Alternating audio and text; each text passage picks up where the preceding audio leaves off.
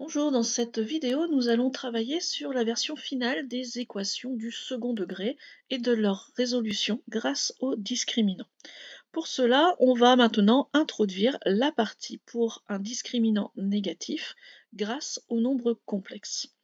En effet, en classe de première, vous avez normalement appris à résoudre des équations du second degré grâce au discriminant delta égale b carré moins 4ac.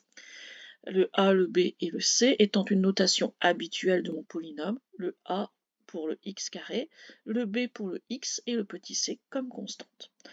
On a vu, toujours en classe de première, qu'en fonction du signe de ce discriminant delta égale b carré moins 4ac, on allait avoir différentes façons de résoudre notre équation. Si notre discriminant est positif, notre équation a deux solutions réelles dont on avait donné les formules moins b plus ou moins racine carrée de delta sur 2a. Donc, première formule avec l'un des signes, là j'ai choisi le moins, deuxième formule avec un plus central. Si mon discriminant est égal à 0, alors mon équation ax carré plus bx plus c égale 0 aura une unique solution réelle, qu'on appelait d'ailleurs une solution double, puisque c'est comme si en fait mes deux solutions d'au-dessus s'étaient rapprochées indéfiniment jusqu'à être confondues. À ce moment-là, on peut retenir le x0, notre solution, comme moins b sur 2a, ou alors simplement adapter les formules du dessus. Puisque notre discriminant est égal à 0, on verra bien que nos deux solutions seront en fait le même nombre. Et en classe de première, là c'est la grande nouveauté de cette vidéo, quand delta, notre discriminant, était négatif, on disait que notre équation n'avait pas de solution réelle. Alors j'espère que votre professeur a bien insisté sur ce mot réel, sinon il vous a fait un petit mensonge par omission. C'est-à-dire qu'il existe des solutions, mais ces solutions ne sont pas des nombres réels, sont des nombres complexes. Donc ici, nos solutions vont être, alors quand on regarde, elles ressemblent un petit peu à celles avec notre discriminant positif. On ne peut pas en fait prendre la racine carrée de notre discriminant puisque on ne peut pas prendre la racine carrée d'un nombre négatif. Ça vaut toujours, y compris avec les nombres complexes. Donc ce que l'on fait, c'est que notre discriminant étant négatif, on va lui mettre un moins devant pour contrer ce signe moins du discriminant. Donc on aura un moins moins, au final, sous ma racine carrée, j'aurai bien un nombre positif. Bon, seulement là j'ai fait une bêtise, j'ai rajouté un moins qui n'existait pas par rapport à mes formules précédentes, je dois donc aller corriger ma bêtise. Et pour la corriger, je vais simplement mettre un i devant ma racine carrée, puisque i carré était égal à moins 1, en fait c'est ça qui permet de contrer ce moins 1 sous la racine carrée. Donc au niveau de mes formules, elles sont très ressemblantes, moins b, moins i, racine carrée de moins delta sur 2a, ou plus i, racine carrée de moins delta sur 2a.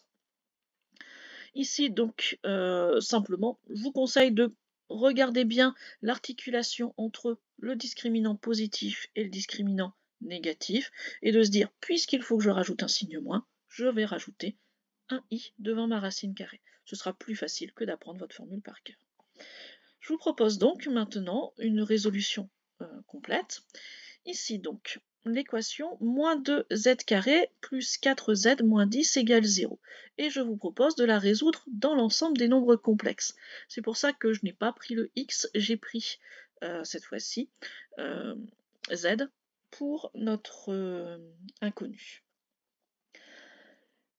Calcul du discriminant, donc b carré moins 4ac, 4 au carré moins 4 fois petit a, c'est moins 2, fois c, c'est moins 10. J'arrive à moins 64. Moins 64 est un nombre négatif, donc avant je disais qu'il n'y avait pas de solution réelle, et si on vous demande de résoudre dans grand R, il n'y en a toujours pas. Mais si on vous demande de résoudre dans grand C, avec les nombres complexes, là, vous avez deux solutions complexes conjuguées. Ici donc, moins 4, c'est mon moins b, moins i racine carrée de moins delta. Et là, je réexplique, mon delta étant moins 64, je n'ai pas le droit, quoi qu'il arrive, d'écrire la racine carrée de moins 64. Donc je prends la racine carrée que de 64, je contre le signe moins. Donc je mets un petit i devant. 64, la racine carrée, c'est 8. et au dénominateur, je vais avoir 2a, 2 fois moins 2. Le petit a, il est ici devant le z carré. Donc au final, moins 4, moins 8i sur moins 4. Et je vais pouvoir couper ma fraction en deux. Moins 4 sur moins 4, ça fait 1 en partie réelle. Et moins 8 sur moins 4, ça fait 2. Donc 2i pour ma partie imaginaire. De la même façon avec un plus central. Et moi, ce que je vous propose, c'est de bien écrire dans votre phrase, pour aller plus vite, le mot conjugué. Si vous dites que vous avez deux solutions complexes conjuguées, ce mot conjugué fait partie du cours. Donc ça veut dire qu'une fois que vous avez calculé votre première solution, votre première racine complexe, 1 plus 2i, vous pouvez tout de suite enchaîner en disant que Z2, c'est Z1 bar, le conjugué, donc 1 moins 2i. Ça vous évitera de réécrire tout ça. Et en fait, ça, on ne peut pas le faire pour les nombres réels puisqu'ils se mélangent. Or, ici, la partie réelle et la partie imaginaire étant bien séparées, on a bien comme ça le changement de signe du centre de ma formule qui va simplement aller se répercuter sur ma solution. C'est bien pour ça qu'on a une deuxième solution qui est conjuguée de la première. Voilà donc pour ces résolutions d'équations du second degré à l'aide des nombres complexes. Au niveau des conseils que je peux vous donner pour terminer, vérifiez bien si on vous demande de résoudre dans les nombres réels ou dans les nombres complexes. Et puis, pour les formules, faites toujours attention quand votre B est négatif. Alors là, ce n'était pas le cas, mais quand votre B est négatif, pensez bien quand vous le mettez au carré à mettre des parenthèses pour que ça devienne positif. Et pensez bien dans votre formule des solutions, le moins B, il y aura donc un moins moins, donc ça finira en nombre positif. Voilà, j'espère que cette vidéo aura pu vous aider. Au revoir.